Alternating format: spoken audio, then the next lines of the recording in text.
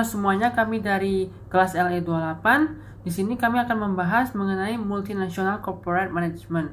Nah, kami ini kelompoknya terdiri dari saya sendiri, Albert Otto Putra, lalu ada Brandon, ada Catherine, ada Julian, ada Neisha, dan juga ada Melvin. Nah, di sini itu kita akan membahas mengenai Multinational Corporate Management. Nah, dalam hal ini ada beberapa hal yang akan kami bahas. Yang pertama adalah strategi global, manajemen keuangan internasional, manajemen sumber daya manusia, dan juga hukum terhadap kepatuhan internasional, pemasaran global, manajemen rantai pasokan global, dan etika bisnis internasional.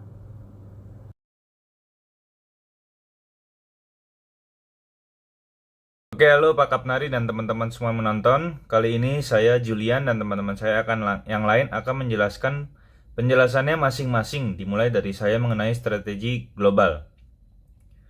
Kita ambil contoh saja perusahaan Apple yang bisa kita contek untuk rencana jangka panjang termasuk dengan penilaian risiko pasar hingga adaptasi strategi bisnis. iPhone mini terjual sangat sedikit dibanding varian lain di benua Asia, sehingga Apple memutuskan untuk memberhentikan iPhone mini di Asia untuk memangkas ongkos produksi. Cara ini Apple bisa beroperasi lebih efektif lagi di berbagai pasar termasuk pasar Asia, Eropa, dan lain-lain.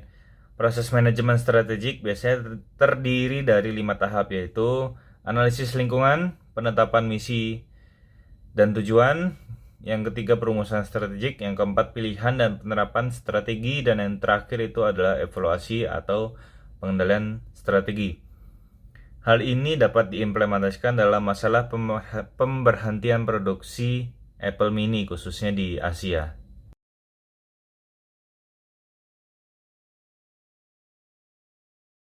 Nah, di sini saya akan membahas mengenai manajemen keuangan internasional, di mana kita ketahui sendiri bahwa perusahaan multinasional harus berfokus pada beberapa aspek, sepertinya itu fluktuasi mata uang, di mana perusahaan multinasional ini kan berada di berbagai macam negara.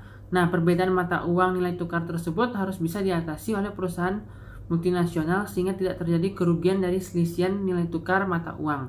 Nah, hal ini bisa diatasi dengan memanfaatkan yang namanya hedging, yaitu memanfaatkan pasar kontrak berjangka derivatif di mana kita dapat mencegah kerugian dari selisih nilai pertukaran mata uang. Nah, selanjutnya kita juga harus memperhatikan dari sektor politik suatu negara, di mana contohnya saja di negara Timur Tengah yang sedang terjadi panas peperangan, terjadi fluktuasi harga bahan baku, contohnya saja meningkatnya harga minyak bumi. Nah, perusahaan harus mampu memitigasi resiko fluktuasi harga tersebut agar mereka itu memiliki keuangan yang tetap stabil dan juga sehat. Nah, tentu saja hal tadi tersebut berhubungan dengan analisa kinerja keuangan secara global, di mana perusahaan harus mampu memahami berbagai faktor-faktor kinerja keuangan, seperti memantau tingkat profitabilitas, tingkat likuiditas keuangan, dan juga efisiensi. Hal tersebut sangat penting agar perusahaan itu masih memiliki keuangan yang sehat dan stabil untuk melakukan perkembangan bisnis dan juga bertahan dalam situasi uncertainty atau situasi yang tidak pasti, seperti jika terjadi tiba-tiba krisis global. Nah, selanjutnya perusahaan multinasional juga harus memahami aturan perpajakan secara internasional atau global, karena di masing-masing negara aturan pajaknya itu beda-beda. Hal tersebut perlu dipahami agar perusahaan bisa menghitung perpajakannya dengan benar sehingga dapat menaati aturan-aturan di berbagai negara.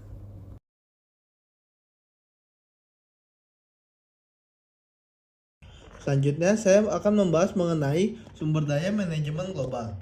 Pada aspek pertama yaitu perbedaan budaya. Manajemen sumber daya manusia global bukan sekedar urusan mengatur kepegawaian, tapi juga tentang memahami dan menghargai keragaman budaya. Di dunia kerja yang tanpa batas ini, mengelola tim yang terdiri dari berbagai suku, ras, dan agama tuh menjadi suatu keharusan. Bahkan dari sini tuh tugas seperti perekrutan, pelatihan, dan mempertahankan karyawan tuh menjadi lebih kompleks, namun juga lebih memperkaya akan tenaga kerja. Yang menarik, setiap budaya membawa cara kerjanya sendiri, seperti contoh cara berkomunikasi, etika kerja, hingga ekspektasi terhadap pemimpin itu bisa berbeda-beda tergantung sudut pandang orangnya. Ini tantangan sekaligus peluang bagi profesional HR untuk mengadaptasi pendekatan mereka.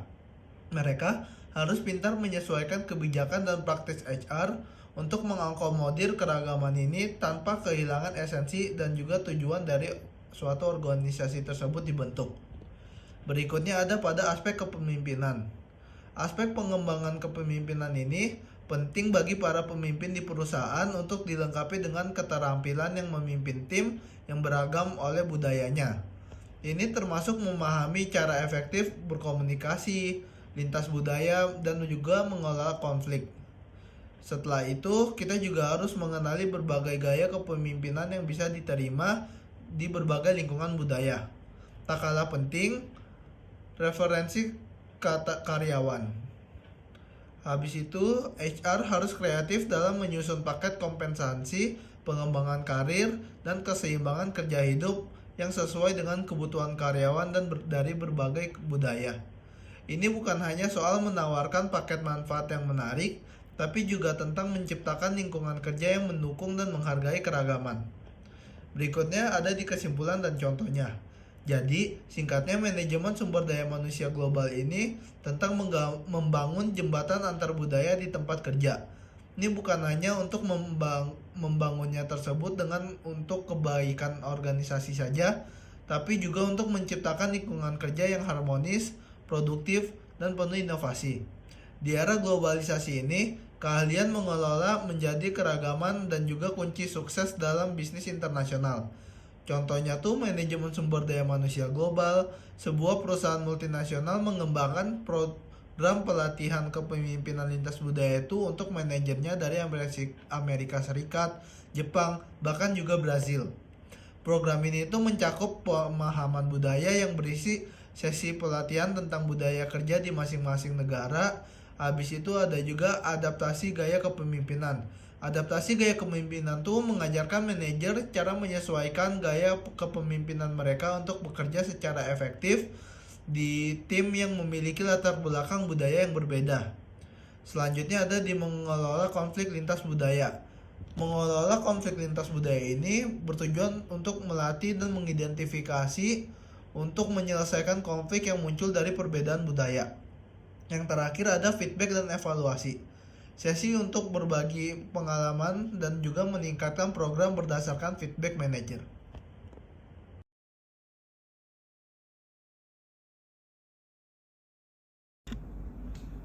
Saya Nesya Monika akan membahas mengenai topik selanjutnya, yaitu hukum dan kepatuhan internasional. Hukum internasional adalah sistem aturan yang mengatur hubungan interaksi antara negara-negara di dunia. Hal mencakup seperti perjanjian internasional, konvensi, serta prinsip-prinsip yang mempengaruhi hubungan antara negara. Hukum internasional bertujuan untuk mengatur konflik, mempromosikan perdamaian, dan menetapkan norma-norma yang diharapkan dari negara-negara. Kepatuhan internasional mengacu pada kesediaan dan ketaatan negara-negara terhadap aturan dan kewajiban yang telah disepakati dalam perjanjian atau yang dikenal sebagai perjanjian internasional atau kebiasaan internasional.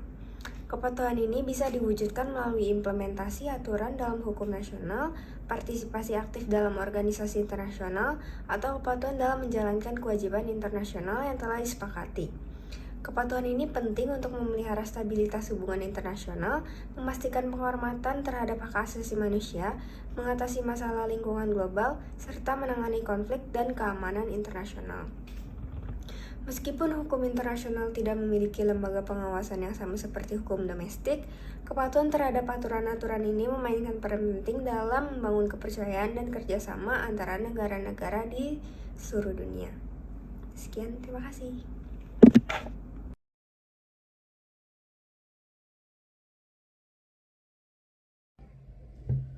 Untuk pemasaran global, pertama ada penyesuaian merek atau branding. Pengertian kultur lokal memahami nilai-nilai norma dan kepercayaan yang dianut oleh konsumen di suatu wilayah. Merek harus bisa berbicara dengan bahasa budaya lokal untuk terhubung dengan audiens secara lebih baik. Terus ada simbol dan pesan. Mengadaptasi elemen visual, simbol dan pesan agar sesuai dengan preferensi lokal. Ini bisa berupa warna, simbol-simbol, atau bahkan perubahan pada logo atau tagline. Terus untuk promosi, media dan platform yang tepat. Memilih platform dan media yang digunakan oleh audiens lokal, misalnya beberapa negara mungkin lebih cenderung menggunakan platform media sosial tertentu daripada yang lain. Terus ada pesan dan konten. Mengubah pesan dan konten promosi agar sesuai dengan sensitivitas budaya dan bahasa lokal. Ini mungkin memerlukan penyesuaian pada aspek humor, nilai, atau konteks budaya yang berbeda. Terus ada distribusi produk. Saluran distribusi lokal, memahami saluran distribusi yang efektif di setiap pasar lokal. Misalnya, beberapa wilayah mungkin lebih mengandalkan retail konvensional, sementara yang lain cenderung ke e-commerce atau platform online tertentu. Penyesuaian logistik. Menyesuaikan metode pengiriman dan penyimpanan produk sesuai dengan kebutuhan logistik lokal dan preferensi konsumen. Ini bisa termasuk penyimpanan produk, paket kemasan, atau bahkan metode pengiriman yang digunakan. Terus, ada pentingnya riset dan penelitian. Studi pasar mendalam. Riset pasar yang komprehensif untuk memahami preferensi dan kebiasaan konsumen lokal sangat penting sebelum merancang strategi pemasaran.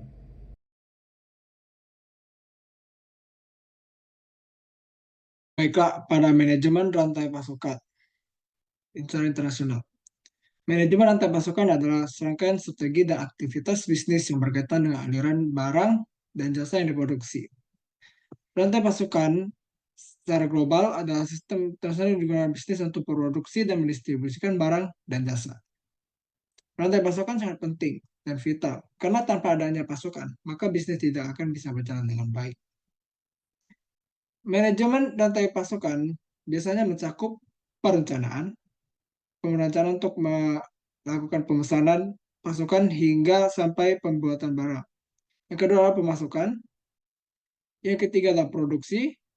Yang keempat adalah distribusi barang dan jasa. Dan yang kelima penerimaan oleh konsumen. Pada distribusi barang dan jasa dan penerimaan oleh konsumen ini harus sangat diperhatikan karena konsumenlah yang akan menerima barang dari produksi kita. Oke, manajemen rantai pasokan internasional juga mencakup pola pendistribusian produk yang optimal dan menyangkut aktivitas pendistribusian, jadwal produksi, dan logistik. Beberapa strategi yang mengoptimalkan manajemen rantai pasokan secara global adalah: pertama, membuat perencanaan berdasarkan permintaan. Yang kedua, visibilitas dan kontrol. 3, membangun hubungan kemitraan yang kuat dengan supplier. 3, menitik beratkan fokus supply chain management pada pelanggan.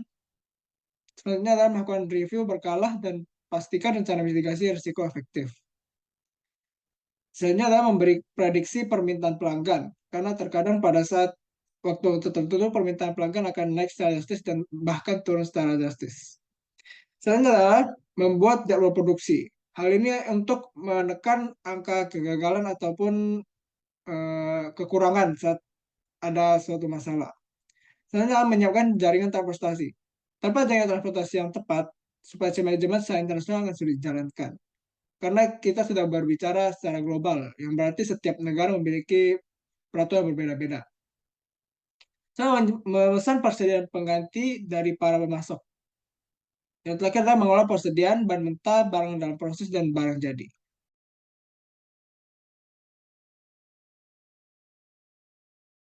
Jadi saya akan menjelaskan mengenai etika bisnis internasional. Etika bisnis internasional merupakan prinsip-prinsip dalam dunia internasional yang mengatur mengenai tata cara dan tindakan seluruh anggota organisasi bisnis antar negara. Dalam menjalankan bisnis internasional, kita harus melakukan etika bisnis yang baik, karena setiap negara tentunya memiliki budaya, hukum, norma, dan aturan berbeda-beda. Selain itu, etika bisnis adalah perilaku pengusaha dalam menjalankan kegiatan bisnis sehingga dapat dikatakan etika bisnis ini dapat menciptakan lingkungan kerja yang baik atau yang tidak menimbulkan konflik bagi pengusaha atau bisnis yang dijalankannya. Serta tentunya dalam sebuah perusahaan terdapat banyak karyawan dengan budaya yang berbeda-beda dan seringkali timbul masalah dalam suatu tim.